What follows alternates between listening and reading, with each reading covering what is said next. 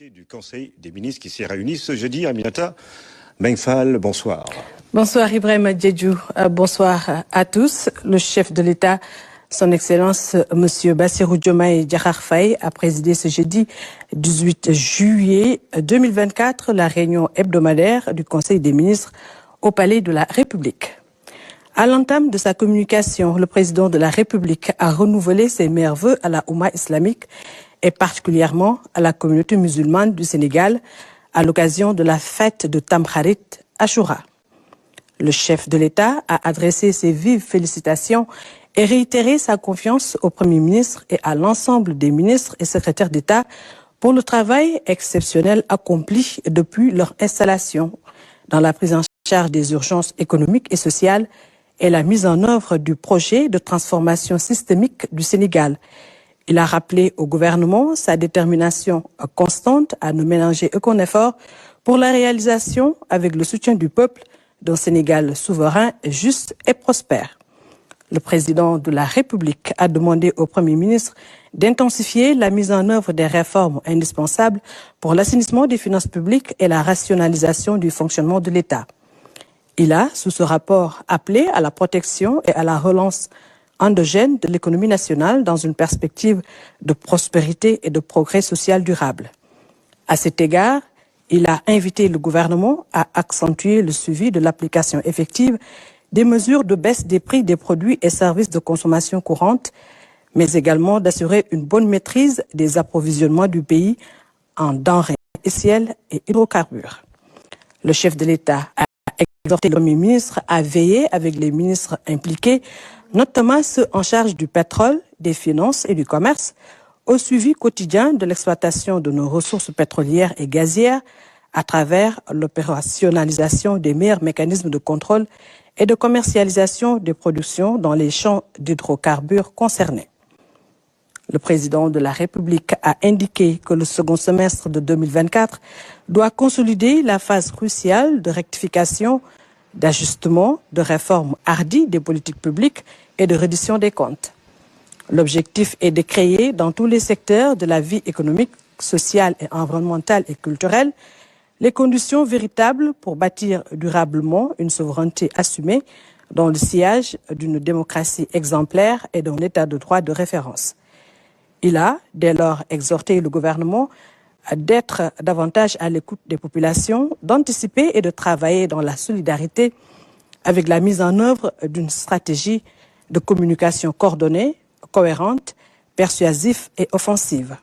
C'est dans cet esprit qu'il a demandé au Premier ministre de prendre les dispositions en vue de la présentation prochaine devant l'Assemblée nationale de la déclaration de politique générale du gouvernement déjà disponible. Évoquant la nouvelle politique de promotion de l'accès au logement, le chef de l'État a rappelé que la gestion de la problématique des loyers et la construction de logements sociaux demeurent des urgences sociales. Il a demandé au Premier ministre d'engager sans délai avec les ministres concernés et les associations de consommateurs l'évaluation des dispositifs de régulation des coûts du loyer selon les spécificités de chaque zone. Le président de la République a souligné l'urgence de faire le bilan exhaustif de l'état d'application de la loi 2016-31 du 8 novembre 2016 portant loi d'orientation sur l'habitat social, de la gestion des pôles urbains créés ainsi que des projets de construction de logements sociaux exécutés sur le territoire national. Dans cette perspective, il a indiqué au ministre de l'Urbanisme et au secrétaire d'État à l'urbanisme et au logement la nécessité de renforcer la SICAP SA et la SNHLM dans leur mission d'intérêt public à travers l'établissement d'une nouvelle doctrine pragmatique de promotion du logement social définie par l'État sur la base d'un contrat d'objectifs et de moyens ambitieux avec une approche territoriale renforcée. À cet égard, le chef de l'État a demandé au Premier ministre de proposer un programme rénové de développement des logements sociaux aux normes intégrant de mesures fiscales, foncières et financières incitatives et durables pour faciliter l'accès au logement et à la propriété foncière et immobilière. Cette réorientation majeure de la politique du logement doit favoriser la construction de logements décents et adaptés avec la mise à disposition transparente, à partir de cahiers des charges rigoureusement ficelés du foncier aménagé et la montée en puissance des activités de la Société d'aménagement foncier et de rénovation urbaine SAFRU. Dans la même lancée, le président de la République a rappelé au ministre en charge des domaines de l'Intérieur, des collectivités territoriales et de l'urbanisme et au secrétaire d'État à l'urbanisme et au logement la nécessité d'engager des concertations avec les maires et les chefs de village en vue d'accélérer la réalisation du cadastre universel, de maîtriser l'émergence de nouveaux pôles urbains et de définir des règles consensuelles en matière de restructuration des communes et de rénovation urbaine. Le chef de l'État a également indiqué la nécessité de promouvoir et de soutenir les coopératives d'habitat afin de développer la construction de nouveaux logements avec notamment la mise à contribution des bailleurs publics et des fonds dédiés à l'habitat social et une meilleure implication de la Caisse des dépôts et consignations et de la Banque de l'habitat du Sénégal et d'autres établissements financiers dans le secteur du logement. Le président de la République a invité le Premier ministre à prendre toutes les mesures